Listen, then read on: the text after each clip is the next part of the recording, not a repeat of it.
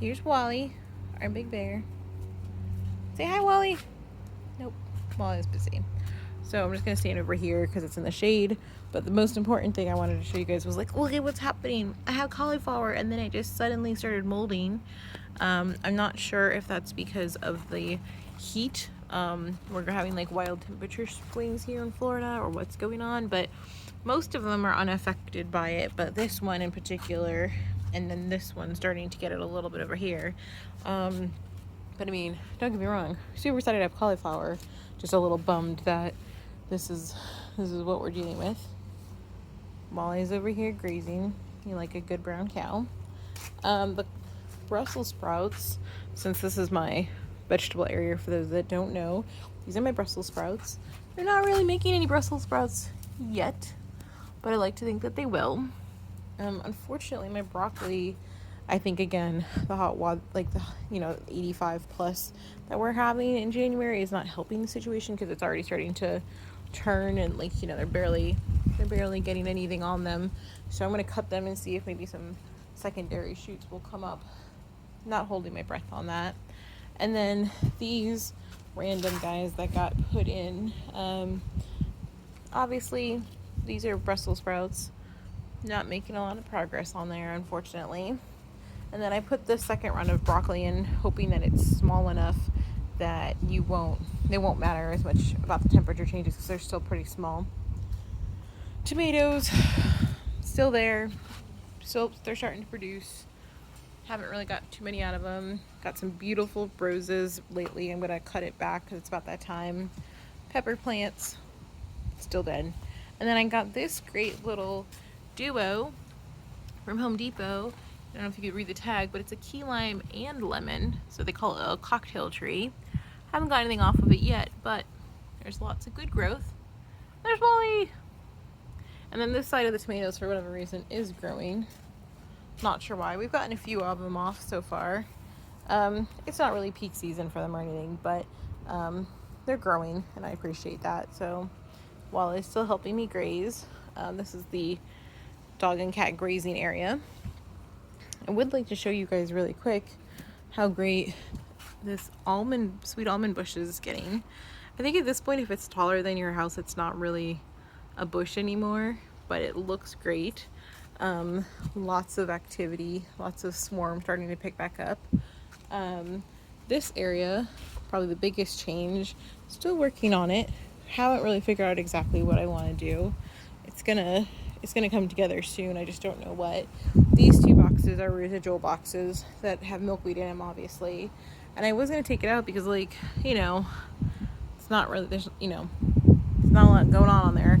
But you might be able to see that wasp that's going around. I'm pretty sure he's here because he knows that there are like a crazy number of caterpillars. So I'm probably gonna catch him, to be honest with you, and kill him because I have so many caterpillars. I want them to have a fighting chance.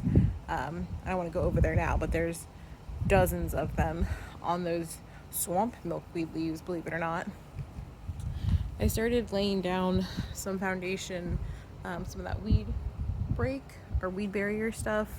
But then I decided that if I put all those buckets together like that, once stuff starts growing in, it's not gonna, it's gonna overflow and it's gonna go into the other bucket and it's not gonna have good airflow. So I'm thinking about taking that brown bucket out and putting some of the smaller root and vegetable containers in there, and maybe get some roses or something that grows a little bit more tall on its own.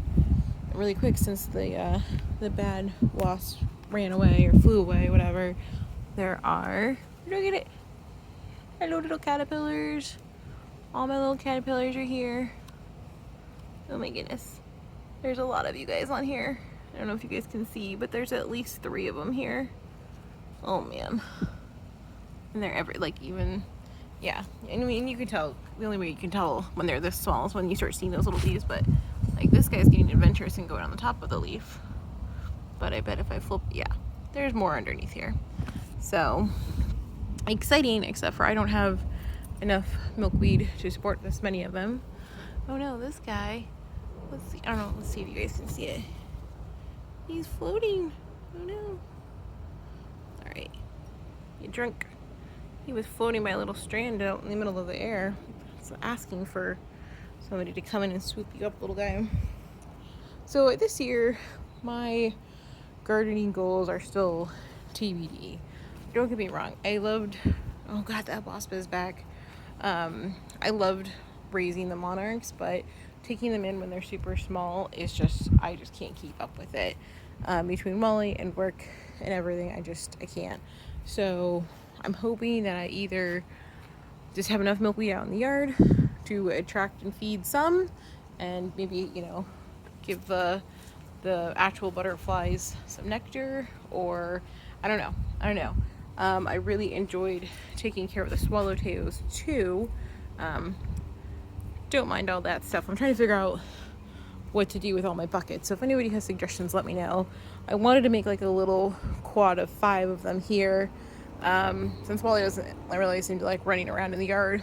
And then alternatively, I was thinking about like putting the pool back in that corner and making like a little water plant section, but not sure how I feel about that. Anyways, lining the wall, I don't know. But where I'm going with this is the swallowtail butterflies. I have one of my green stalks that I have some fennel, some parsley in. There are some milkweeds in here that I had cut back. It's clearly not filled in yet, but I'm hoping that this might be like a butterfly swallowtail section. And then this one is going to be my strawberry. I don't know, strawberry plus. I put some radishes in the bottom 2 layers, and then in a couple weeks I'll put the next ones in.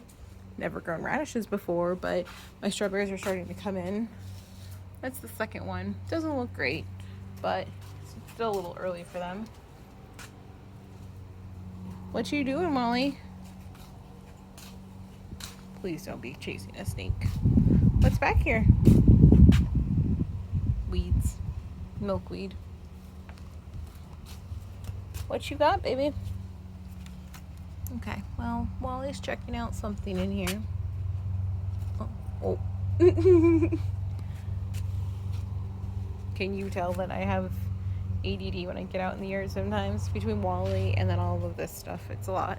But like I said, I'm going to try and make this kind of like a swallowtail food one / herbs that swallowtails also like. So like more dill, more parsley. I mean, I have a little parsley here, but more in here. This one I'm going to keep pretty much radishes and strawberries, except for my remaining rosemary, which I hope to make more cocktails with this year. And then I got to figure out like I have this Family Jewels milkweed that had seeded off of a plant that I got last year. I have this other swamp milkweed that I want to put into a bucket or something, but this is a swamp milkweed here, and yeah, he's doing okay, but I feel like he probably wants some more space in his roots. So I was thinking maybe putting this in here, but I don't want this to get so heavy I can't move it until I figure out what I'm doing with the rest of the yard. Alright, well that's it for my quick updates here. Wally and I are going to go in, get away from this big wasp that's out here. But hope everybody likes the garden update. This is my latest garden gnome totem. He's adorable. We haven't named him yet, so if anybody has a good name, let me know. Alright, Wally, you say bye to everybody?